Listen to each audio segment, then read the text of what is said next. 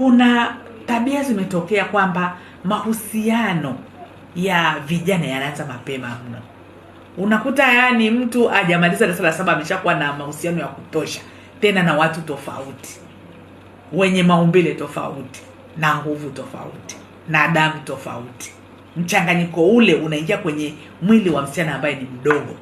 Matokeo yake madhara huwezi kutoka kule kwenye kizazi, maumbile yanatofautiana. Mwingine anaweza pia kamharibu hata kizazi.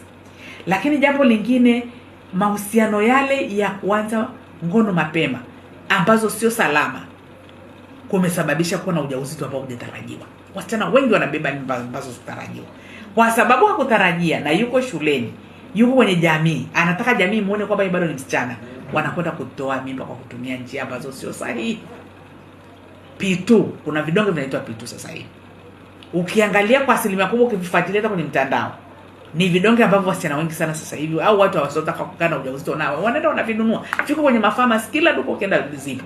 Hakuna kizuizi chochote cha kusema kwamba hizo dawa zisiuzwe. Ni kama unavyotafuta paracetamol, ni kama unavyotafuta plasta kufunga kidole unapata. Na wanakwenda wanachukua, wanabugia, wanakula. Madhara yake ni kwamba, nilikuwa namsikiliza mtaalamu wa afya juzi kwenye television. Anasema zile ukitumia zaidi ya mara 2, jihesabu kwamba riski yako ya kuja kupata mtoto ni kubwa sana. Ya kuja kukosa mtoto ni kubwa sana. Kwa maana kwamba unapokunywa ile ni kwamba unaenda kulazimisha mbegu iliyoingia kwenye tumbo lako uitoe kwa nguvu wakati inaendelea kunishika kwenye uzazi. Sasa unapoitoa kwa nguvu inatokaje? Kwa sababu ile ni dawa, ni sumu. Inatoka inasafisha na ule ukuta wote wa kizazi. Ule ukuta ndio shamba lenye rutuba ya kumweka mtoto amee kama tunavyoweka mbegu kwenye ardhi. Na hili swala P2 nimelizungumza mara kadhaa. P2 ni emergency contraception ambayo kitaalamu ni sidhani kama unaweza kukutana na daktari akakuandikia kwa ajili ya kutumia P2.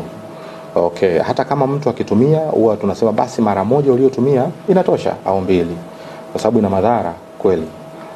Natoleaga mfano ni sawasawa na nzi atue kwenye dirisha lako la kioo, alafu uokote nyundo uende kumpiga yule nzi. Ni kweli utafanikiwa kumuua yule nzi, lakini utakuwa pia katika nafasi ya kununua kioo kingine kwa sababu na chenye kitavunjika.